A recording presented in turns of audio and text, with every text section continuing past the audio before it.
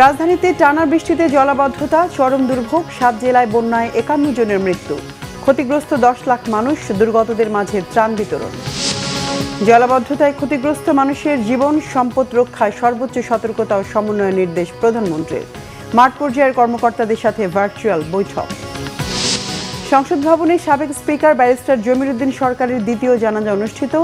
তার ঋণ শোধ করা যাবে না বলেছেন দীর্ঘদিনের রাজনৈতিক সহকর্মীরা। দেশের স্বার্থকে প্রাধান্য দিয়েই IMF-এর সাথে নতুন চুক্তি, জানিয়েছেন অর্থমন্ত্রী। মুজিব বর্ষ উদযাপনে 982 কোটি টাকা খরচ করেছে আওয়ামী সরকার। দেখছিলেন সংবাদ শিরোনাম। রাজধানীতে শনিবার মধ্যরাত থেকে টানা ভারী বৃষ্টিতে নগর জীবন কার্যত স্থবির হয়ে পড়েছে। সড়ক জুড়ে জলাবদ্ধতা, তীব্র যানজট এবং ভোগান্তিতে পড়েছেন কর্মজীবী মানুষ, শিক্ষার্থী ও সাধারণ পথচারীরা। কোথাও কোথাও বাসাবাড়ি ও দোকানেও ঢুকে পড়েছে বৃষ্টির পানি। ঢাকা, রংপুর, দিনাজপুর ও চট্টগ্রামে ভারী থেকে অতি ভারী বৃষ্টিপাতের সতর্কতা জারি করেছে আবহাওয়া অধিদপ্তর। ইসমাইল হোসেন পলাশের ক্যামেরায় ওমর ফারুকের রিপোর্ট। রবিবার সকাল থেকেই থেমে থেমে কখনো আবার মুষলধারে বৃষ্টি, আর এই বৃষ্টিতেই নগরের বিভিন্ন সড়কে সৃষ্টি হয়েছে জলাবদ্ধতা। হাঁটু থেকে কোমর সমান পানিতে চলাচল করতে গিয়ে চরম দুর্ভোগে পড়ে সাধারণ মানুষ। যানবাহনের ধীরগতির কারণে দীর্ঘ যানজট তৈরি হয়েছে গুরুত্বপূর্ণ সড়কগুলোতে। সময় মতো গন্তব্যে পৌঁছাতে পারেনি অফিসগামী শিক্ষার্থী ও জরুরি কাজে বের হওয়া মানুষ। 1 ঘন্টা অপেক্ষা করার পরে একটা রিক্সা পেয়েছি, চলাচলে চরম বিঘ্ন ঘটছে। যে জায়গায় যাবো সে জায়গায় পানি, আমাদের গাড়ি সাইলেন্সার ডুবে গেলে পানি নষ্ট হয়ে যেতে পারে। প্রায় মাজার উপর পর্যন্ত পানি আছে, মানে গাড়ি চালানোর মতো কোনো পরিস্থিতি নেই। স্থানীয়দের অভিযোগ, সামান্য বৃষ্টিতেই পানি জমে যাওয়া নগরের দুর্বল ড্রেনেজ ব্যবস্থারই চিত্র তুলে ধরছে।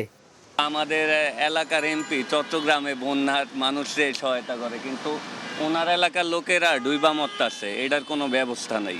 এভাবে থাকলে রাস্তাঘাটের উন্নতি যদি না হয়, ড্রেনেজ যদি উন্নতি না হয়, তাহলে তো দেশের মানুষের খুব চলাচলের সমস্যা। আমাদের গরিব মানুষের পরিশ্রম করব কিভাবে, খাবো কি? খালি ড্রেন কাটতেছে ঢাকা শহরে, কিন্তু কোনো পানি দেখি আরো উপর থেকে উঠতেছে, ড্রেন থেকে আরো উপরে উঠতেছে। আমাদের গলির অবস্থা তো পুরো খারাপ। রাজধানী ঢাকায় গত 24 ঘন্টায় 97 মিলিমিটার বৃষ্টি হয়েছে। আগামী 48 ঘন্টা পর্যন্ত ভারী বা অতি ভারী বৃষ্টিপাত অব্যাহত থাকবে বলে জানান আবহাওয়াবিদ হাফিজুর রহমান। 24 ঘন্টার জন্য আমরা রংপুর, রাজশাহী, ময়মনসিংহ, সিলেট, ঢাকা এবং চট্টগ্রাম বিভাগের কোথাও কোথাও ভারী থেকে অতি ভারী বর্ষণের সতর্কতা জারি করেছি, এবং এটা 48 ঘন্টা পর্যন্ত যদিও থাকবে, তবে বৃষ্টিপাত দেশের দক্ষিণাঞ্চলে তীব্রতাটা অনেকটা কমে আসবে, এবং 48 ঘন্টা পরে দেশের বিভিন্ন স্থানে কিন্তু বৃষ্টিপাত তীব্রতাটা কমে আসবে। তো বৃষ্টিপাত থাকবে, কিন্তু যেহেতু বর্ষাকাল, এবং ভারী বর্ষণ বা অতি ভারী বর্ষণ থাকবে না, কিন্তু হালকা থেকে মাঝারি ভারী বৃষ্টিপাত থাকবে। আমার পিছনে যে দৃশ্যটি দেখছেন সেটি কোনো নদী কিংবা খাল নয়, এটি রাজধানীর একটি ব্যস্ততম সড়ক। সকাল থেকে টানা বৃষ্টি এবং রাস্তা খোঁড়াখুড়ির ফলে সৃষ্টি হয়েছে জলাবদ্ধতা, ফলে ভোগান্তিতে পড়তে হচ্ছে সাধারণ মানুষের। সংশ্লিষ্টরা বলছেন, পানি নিষ্কাশন পদ্ধতি কার্যকর করা না গেলে ভোগান্তি বাড়বে। ওমর ফারুক, বাংলা ভিশন, ঢাকা। ভারী বর্ষণ ও পাহাড়ি ঢলে সৃষ্ট বন্যা ও পাহাড় ধসে চট্টগ্রাম, খাগড়াছড়ি সহ 7 জেলায় এখন পর্যন্ত মৃত্যু হয়েছে 51 জনের। ক্ষতিগ্রস্ত অন্তত 10 লাখ মানুষ, বিচ্ছিন্ন হয়ে পড়েছে বহু এলাকা। তবে কয়েক জেলায় পরিস্থিতির কিছুটা উন্নতি হয়েছে। পরিস্থিতির ভয়াবহতায় ক্ষতিগ্রস্তদের সহায়তায় মাঠে নেমেছে সেনাবাহিনী ও বিজিবি। মেরুং ব্রিজ থেকে পানি সরে যাওয়ায় শুরু হয়েছে খাগড়াছড়ির দীঘিনালা রাঙ্গামাটি সড়কে যান চলাচল। প্রতিনিধিদের পাঠানো তথ্য ছবিতে আরও জানাচ্ছেন সিরাজুম মনির শুভ। প্রবল বর্ষণ ও পাহাড়ি ঢলে চট্টগ্রামের বিভিন্ন উপজেলায় সৃষ্ট বন্যা পরিস্থিতির কিছুটা উন্নতি হয়েছে। গত 24 ঘন্টায় জেলা জুড়ে বৃষ্টির দাপটও কমেছে। পানি নামতে থাকায় স্বাভাবিক হতে শুরু করেছে জনজীবন। এবারের বন্যায় সবচেয়ে বেশি ক্ষতিগ্রস্ত হয়েছে সাতকানিয়া, বাঁশখালী, লোহাগাড়া, চন্দনাইশ উপজেলা। পানিবন্দী হয়ে পড়েছে 7.5 লাখ মানুষ। একই সাথে কৃষি, মৎস্য ও প্রাণী সম্পদের ব্যাপক ক্ষয়ক্ষতি হয়েছে। প্রশাসনের সাথে বন্যা দুর্গতদের জন্য কাজ করছে সেনাবাহিনী ও বিজিবি। দরবার ডুবে গেছে, কোনো নৌকা নাই, কিছু নাই, এরকম হেঁটে 1 কিলোমিটার পর্যন্ত পানি ঢুকিয়ে আর আজও 5 দিন পর্যন্ত অনেক কিছু সরকার কিছু না হয়। আমাদের বাড়ির চারিপাশে অনেক পানি, কিন্তু আমরা খাওয়ার মতো কোনো পানি পাইতেছি না। বন্যায় সবচেয়ে বেশি ক্ষতিগ্রস্ত ও ঘরবাড়ি হারানোদের বিকল্প জায়গায় বসবাসের ব্যবস্থা করার আশ্বাস দিয়েছেন বিদ্যুৎ, জ্বালানি ও খনিজ সম্পদ প্রতিমন্ত্রী আনিন্দ ইসলাম অমিত। তারেক রহমানের পক্ষে আমাদের মেয়র থাকেন কিংবা কেউ যদি অসুখ হন তাহলে তারও চিকিৎসার বন্দোবস্ত যতদিন এখানে থাকবেন আপনারা তার ব্যবস্থা ইনশাআল্লাহ ওনারা করছেন এবং আগামীতেও করবেনই। বান্দরবানেও বন্যা পরিস্থিতির উন্নতি হয়েছে। শনিবার বিকাল থেকে বৃষ্টি কমায় বন্যার পানি নামছে। সড়ক থেকে পানি সরে যাওয়ায় বান্দরবানের সাথে সারা দেশের সড়ক যোগাযোগ সচল হয়েছে। তবে আর্মিপাড়া, শেরিবাংলা নগর, বনানী শামিল ও সাঙ্গু নদীর পাড়া এলাকা এখনও তলিয়ে আছে।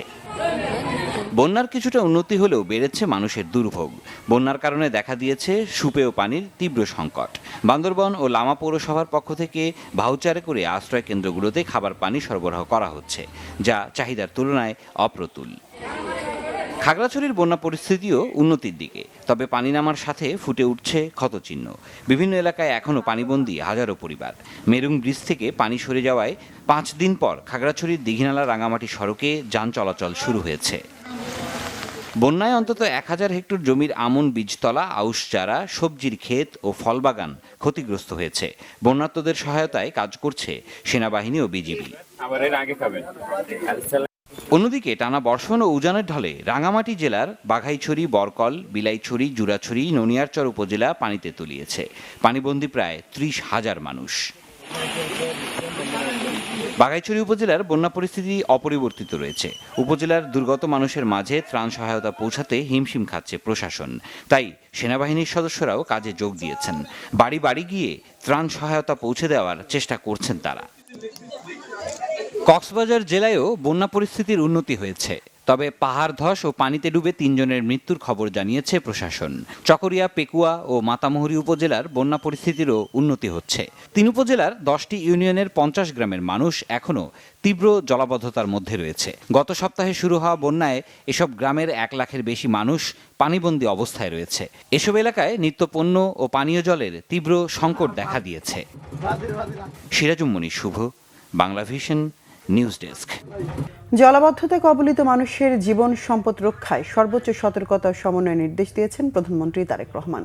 অতিবৃষ্টির কারণে সৃষ্টি হওয়া জলাবদ্ধতায় ক্ষতিগ্রস্ত মানুষের জীবন সম্পদ রক্ষা, দ্রুত ত্রাণ ও চিকিৎসা সেবা নিশ্চিত এবং পরিস্থিতি মোকাবেলায় সর্বোচ্চ সতর্কতা ও সমন্বয়ের সঙ্গে কাজ করতে সংশ্লিষ্ট সব সংস্থা ও মাঠ প্রশাসনকে নির্দেশ দিয়েছেন প্রধানমন্ত্রী তারেক রহমান।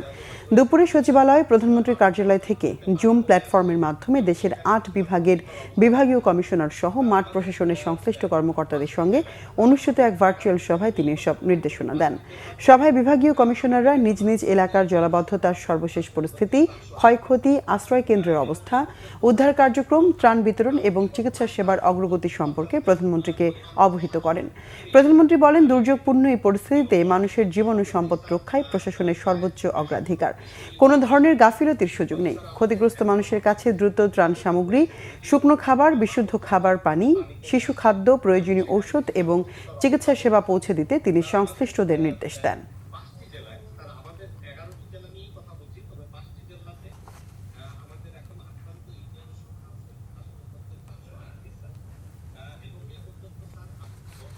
জাতীয় সংসদের সাবেক স্পিকার ও বিএনপির স্থায়ী কমিটির সদস্য ব্যারিস্টার জমির উদ্দিন সরকার ইন্তেকাল করেছেন। তার মৃত্যুতে শোক জানিয়েছেন রাষ্ট্রপতি মোহাম্মদ শাহাবুদ্দিন, প্রধানমন্ত্রী তারেক রহমান, জাতীয় সংসদের speaker Hafiz Uddin Ahmed, chief whip ও বিরোধী দলীয় নেতা। রবিবার ভোর রাতে মারা যান তিনি। বয়স হয়েছিল 97 বছর। বাদ জোহর রাজধানীর ধানমন্ডির তাকওয়া মসজিদে তার প্রথম জানাজা সম্পন্ন হয়েছে। বিকেল 5টায় জাতীয় সংসদের দক্ষিণ প্লাজায় সাবেক স্পিকারের দ্বিতীয় নামাজে জানাজা অনুষ্ঠিত হয়। সংসদ প্রাঙ্গণেই তাকে দাফন করা হবে। অসুস্থতার কারণে রাজধানীর একটি হাসপাতালে চিকিৎসাধীন ছিলেন তিনি। সাবেক স্পিকার জমির উদ্দিন সরকার 1931 সালের 1 ডিসেম্বর পঞ্চগড় জেলার তেঁতুলিয়া থানার নয়াবাড়ি গ্রামে জন্মগ্রহণ করেন। তিনি 2 দফা বাংলাদেশ জাতীয় সংসদের স্পিকার হিসেবে দায়িত্ব পালন করেন। বিএনপির স্থায়ী কমিটির সদস্য ছিলেন ব্যারিস্টার জমির উদ্দিন সরকার। তিনি 2 ছেলে ও 1 মেয়ে, নাতি নাতনি, আত্মীয় স্বজন ও অসংখ্য গুণগ্রাহী রেখে গেছেন। গণতন্ত্র প্রতিষ্ঠার লড়াইয়ে আজীবন লড়াই করে গেছেন রাজনীতিবিদ ও বিশিষ্ট আইনজ্ঞ ব্যারিস্টার জমির উদ্দিন সরকার। জাতীয় জীবনে তার যখন সবচেয়ে বেশি প্রয়োজন ছিল তখনই তাকে হারাতে হলো বলে মন্তব্য করেছেন বিএনপির মহাসচিব ও স্থানীয় সরকার মন্ত্রী মির্জা ফখরুল ইসলাম আলমগীর। বিরোধী দলীয় নেতা ডাক্তার শফিকুর রহমানও জানান, দেশের রাজনীতি ও আইন অঙ্গনে জমির উদ্দিনের ঋণ কখনো শোধ করা যাবে না। তার মৃত্যুতে দেশ একজন সাদা মনের মানুষকে হারালো বলে জানান স্পিকার হাফিজ উদ্দিন আহমদ। আরো জানাচ্ছেন জিয়াউল হক সবুজ। 1 মিনিট নীরবতা পালনের জন্য আহ্বান জানাচ্ছি। সাবেক স্পিকার ও সাবেক অস্থায়ী রাষ্ট্রপতি ব্যারিস্টার জমির উদ্দিন সরকারের মৃত্যুতে তার স্মৃতির প্রতি শ্রদ্ধা জানান সংসদ সদস্যরা। এ সময় আদালত প্রাঙ্গণে তার সুটেড বুটেড সফল কর্মজীবনের প্রশংসা করেন দীর্ঘদিনের রাজনৈতিক সহকর্মীরা। উদার গণতান্ত্রিক রাজনীতির প্রতি তার যে আনুগত্য, এই ব্যাপারে তিনি অবিচল ছিলেন। আমাকে সবসময় একটা কথা বলতেন, ইলেকশন করবে, ইলেকশনের মধ্যে দিয়ে যাবে, ইলেকশন ছাড়া কিন্তু কখনো গণতন্ত্রে পৌঁছানো যায় না। তো তাকে সারা জীবনে আমরা 3 পিস সুটেড বুটেড স্পিকার, ভারপ্রাপ্ত রাষ্ট্রপতি, শিক্ষামন্ত্রী, আইনজীবী এই হিসাবেই জেনে যাব। কিন্তু সারা জীবন ওনার যা প্র্যাকটিস, কর্মজীবন আমার বয়সের সমান। তিনি অত্যন্ত সিরিয়াসলি তার ক্লায়েন্টের জন্য কাজ করেছেন। তিনি একটা প্রতিষ্ঠান ছিলেন মাননীয় স্পিকার, এবং আইন জগত যেরকম ছিলেন, পার্লামেন্টে একই রকম ছিলেন। সাবেক এই স্পিকারকে শ্রদ্ধার সাথে স্মরণ করেন বিরোধী দলীয় নেতা ডাক্তার শফিকুর রহমানও। মজলুমদের প্রতি তার সবসময় সমব্যথী মনোভাবও তুলে ধরেন তিনি। তিনি বলতেন, এটা আমার নৈতিক দায়িত্ব, এটা আমার জন্য সুযোগ। একসাথে রাজনীতি করেছি, তাদের জীবনের এই কঠিন চ্যালেঞ্জিং মুহূর্তে আমার মধ্যে সামান্য মানবতা থাকলে আমার পক্ষে তার কাছ থেকে তাদের পক্ষে ফি নেওয়া সম্ভব নয়।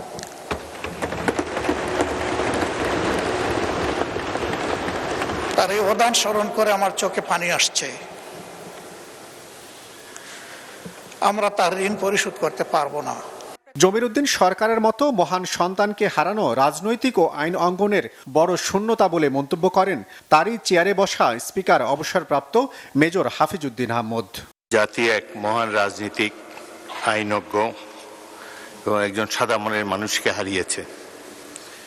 আপনাদের বক্তব্য শুনে আমিও আবেগাপ্লুত হয়ে পড়েছি।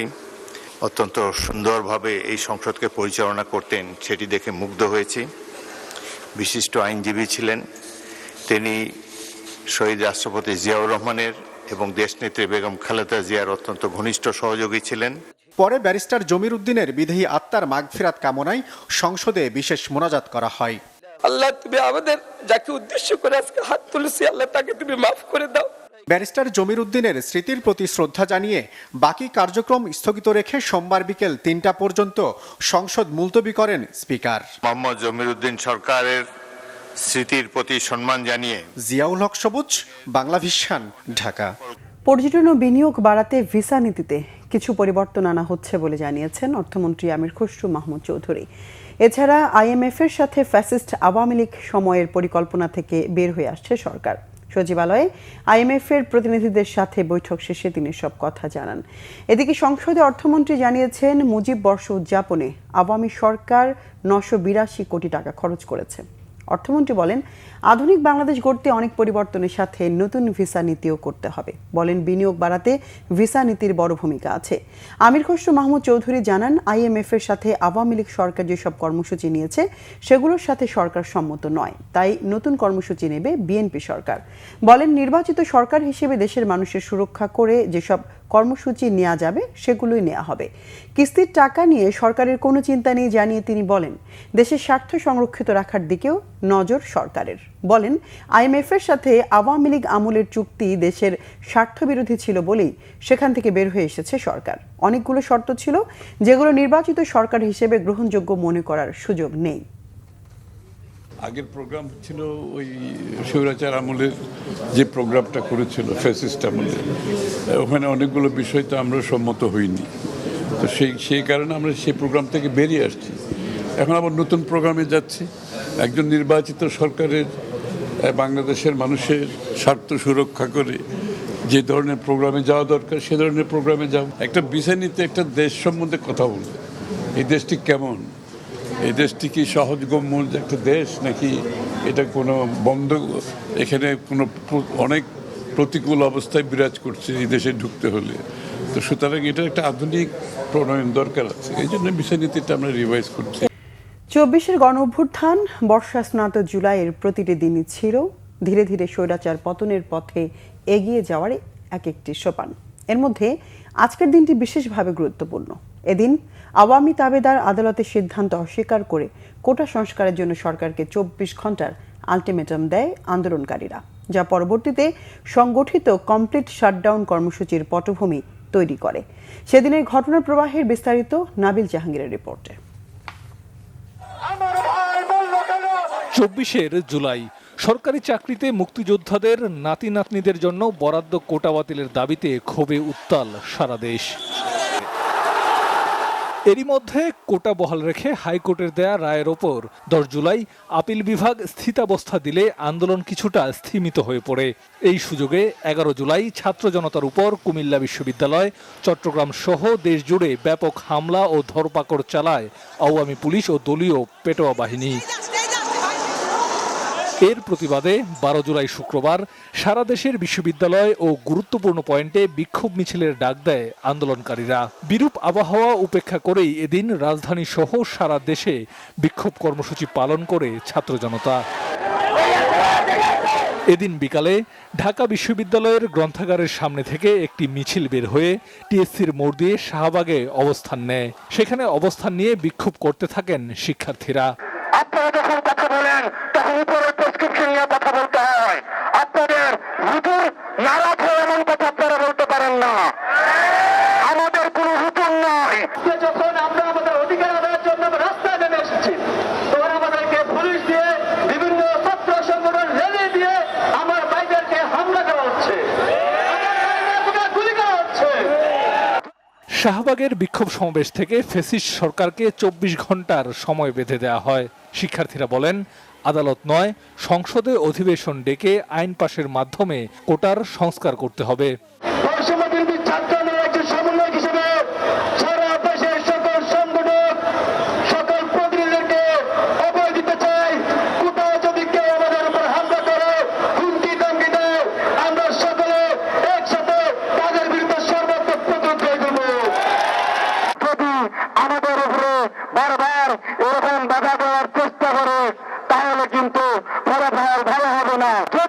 সংসদে আইন পাস করা না হয় তার আগে আমরা রাজপথ চাইছি না। 12 জুলাই আওয়ামী সরকার এবং তাদের নিয়ন্ত্রিত আদালতের আদেশের বিপরীতে বিক্ষুব্ধ ছাত্র জনতা তাদের শক্ত অবস্থান পরিষ্কার করে। দাবির পক্ষে আন্দোলনকারীদের এই অনমনীয় অবস্থান পরবর্তীতে কমপ্লিট শাটডাউনের মতো কঠোর কর্মসূচির ভিত্তি রচনা করেছিল, যা সময়ের সাথে রূপ নেয় সরকার পতনের এক দফা কর্মসূচিতে। নাবিল জাহাঙ্গীর, বাংলা ভিশন, ঢাকা। স্বাধীনভাবে দেশে এসে আত্মসমর্পণের সুযোগ নেই শেখ হাসিনার, জানিয়েছেন আন্তর্জাতিক অপরাধ ট্রাইব্যুনালের চিফ প্রসিকিউটর আমিনুল ইসলাম। দুপুরে সমসাময়িক বিষয়ে সংবাদ সম্মেলনে তিনি আরও বলেন, সাবেক প্রধানমন্ত্রী শেখ হাসিনা ভারত সরকারের অধীনে নির্বাসনে রয়েছেন।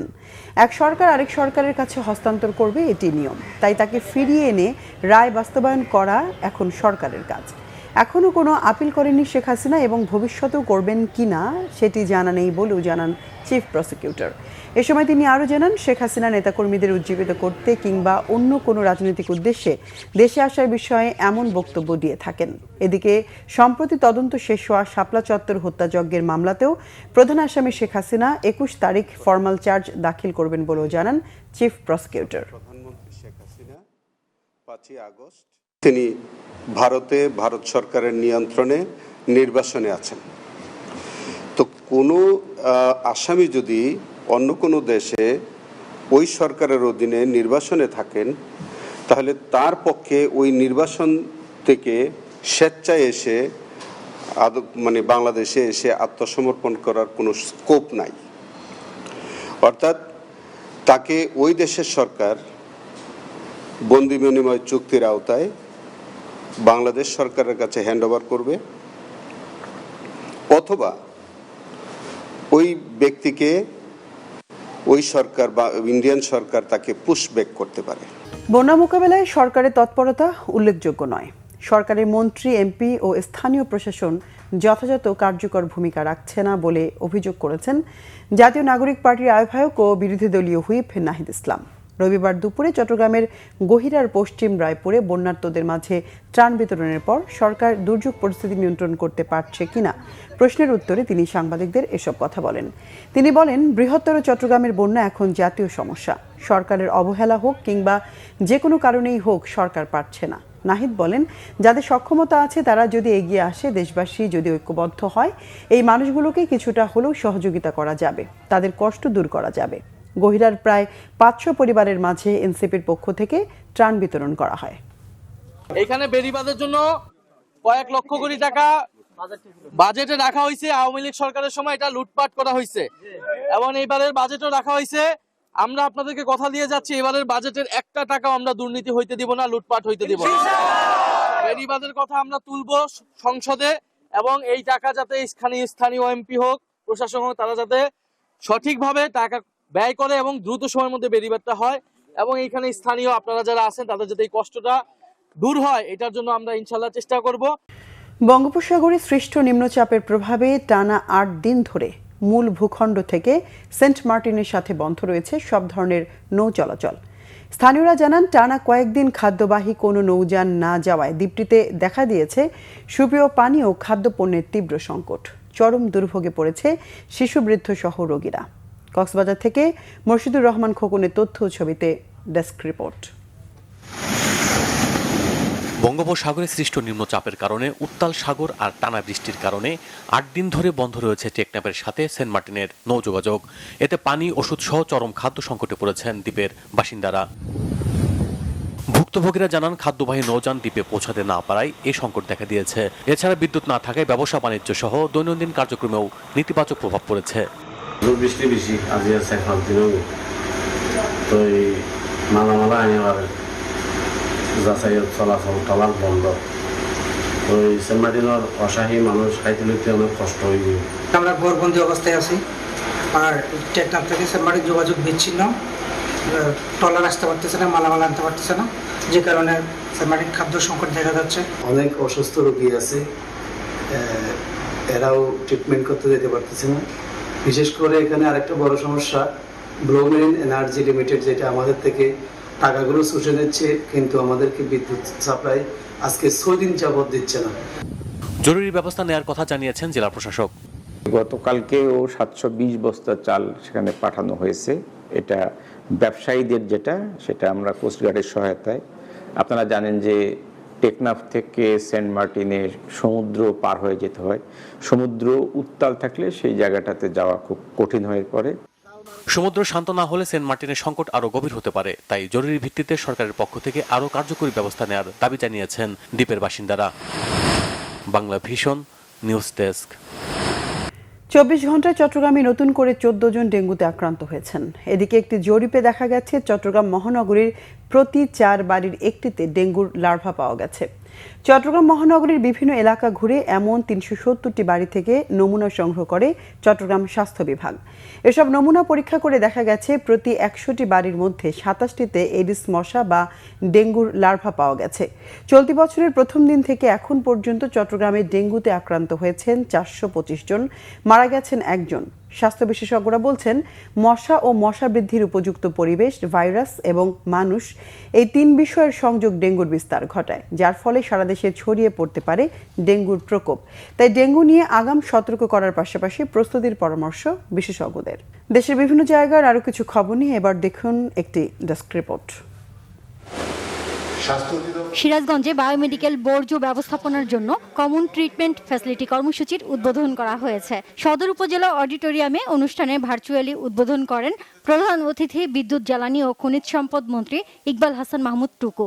বিশেষ অতিথি হিসেবে ভার্চুয়ালি যুক্ত থেকে বক্তব্য রাখেন পরিবেশ, বন ও জলবায়ু মন্ত্রী আব্দুল আওয়াল মিন্টু, ঢাকায় নিযুক্ত নরওয়ে দূতাবাসের রাষ্ট্রদূত হাকন আরল গুলব্রান্ডসেন।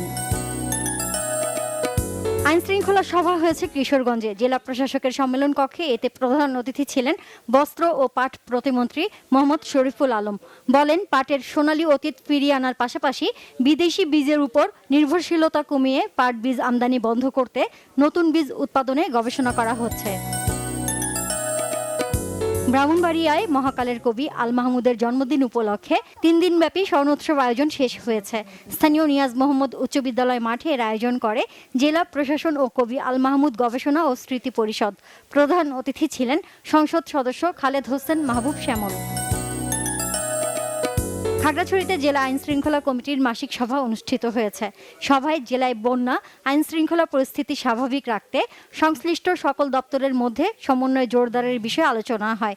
বন্যায় ক্ষতিগ্রস্ত এলাকার পরিস্থিতি পর্যালোচনা ও প্রয়োজনীয় পদক্ষেপ নিয়ে আলোচনা করেন জেলা প্রশাসক মোহাম্মদ আনোয়ার সাদাত।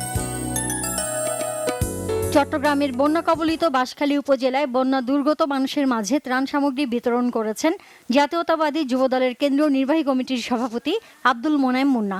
এ সময় তিনি ক্ষতিগ্রস্ত মানুষের প্রতি যুবদলের পক্ষ থেকে সার্বিক সহযোগিতা অব্যাহত রাখার আশ্বাস দেন। এদিকে চট্টগ্রামের বাঁশখালী উপজেলার কাথারিয়া ইউনিয়নে বন্যা দুর্গত প্রায় 1000 সাধারণ মানুষের মাঝে বিনামূল্যে চিকিৎসা সেবা ও ওষুধ বিতরণ করা হয়েছে। কেন্দ্রীয় ছাত্রদলের সহসভাপতি এবং মেডিকেল টিমের প্রধান সমন্বয়ক ডাক্তার তৌহিদুর রহমান আওয়ালের নেতৃত্বে একটি বিশেষায়িত মেডিকেল টিম কাজ করছে। কক্সবাজারের উখিয়ায় দীর্ঘদিন কারাভোগের পর জামিনে আসায় এক খামার ব্যবসায়ীকে আবারও মামলায় ফাঁসিয়ে দেওয়ার হুমকির প্রতিবাদে সংবাদ সম্মেলন করেছেন ভুক্তভোগী নুরুল আমিন। স্থানীয় প্রেস ক্লাবে সংবাদ সম্মেলন করে এই অভিযোগ করেন ভুক্তভোগী নুরুল আমিন। বিশ্ব জনসংখ্যা দিবস উপলক্ষে আলোচনা সভা হয়েছে ঝালকাঠিতে। জেলা প্রশাসকের সম্মেলন কক্ষে এই আলোচনা সভার আয়োজন করে জেলা পরিবার পরিকল্পনা বিভাগ। রংপুর নগরীর জাহাজ কোম্পানি থেকে মাহিগঞ্জ 7 মাথা মোড় সড়ক সংস্কার কাজের উদ্বোধন করা হয়েছে। উদ্বোধন করেন সিটি প্রশাসক অ্যাডভোকেট মাহফুজুন নবী ডন। টাঙ্গাইলে সপ্তাহব্যাপী বৃক্ষরোপণ অভিযান ও বৃক্ষ মেলা শুরু হয়েছে। জেলা প্রশাসকের কার্যালয়ের সামনে এই মেলার উদ্বোধন করা হয়। পরে জেলা প্রশাসকের সম্মেলন কক্ষে হয় আলোচনা সভা। মৌসুমী হরেক রকমের ফলের উৎসব আলোচনা সভা ও সাংস্কৃতিক অনুষ্ঠান হয়েছে সাভারে। সাভার সিটিজেন ক্লাবের এই আয়োজনে প্রধান অতিথি ছিলেন ঢাকা জেলা বিএনপির সাবেক যুগ্ম সাধারণ সম্পাদক খোরশেদ আলম। সভাপতিত্ব করেন club president doctor Kamruzzaman Liton. বক্তব্য রাখেন ক্লাবের সিনিয়র সহসভাপতি ওয়াকিলুর রহমান, মিডিয়া সম্পাদক নজমুল হুদা শাহিন সহ আরও অনেকে। Naznin Akter, Bangla Vision news desk. সংবাদ শেষ করব শিরোনামগুলো আরেকবার জানিয়ে। রাজধানীতে টানা বৃষ্টিতে জলাবদ্ধতা, চরম দুর্ভোগ, 7 জেলায় বন্যায় 51 জনের মৃত্যু, ক্ষতিগ্রস্ত 10 লাখ মানুষ, দুর্গতদের মাঝে ত্রাণ বিতরণ। জলাবদ্ধতায় ক্ষতিগ্রস্ত মানুষের জীবন সম্পদ রক্ষায় সর্বোচ্চ সতর্কতা ও সমন্বয় নির্দেশ প্রধানমন্ত্রীর। মাঠ পর্যায়ে কর্মকর্তাদের সাথে ভার্চুয়াল বৈঠক। সংসদ ভবনে সাবেক স্পিকার ব্যারিস্টার জমির উদ্দিন সরকারের দ্বিতীয় জানাজা অনুষ্ঠিত। তার ঋণ শোধ করা যাবে না বলেছেন দীর্ঘদিনের রাজনৈতিক সহকর্মীরা।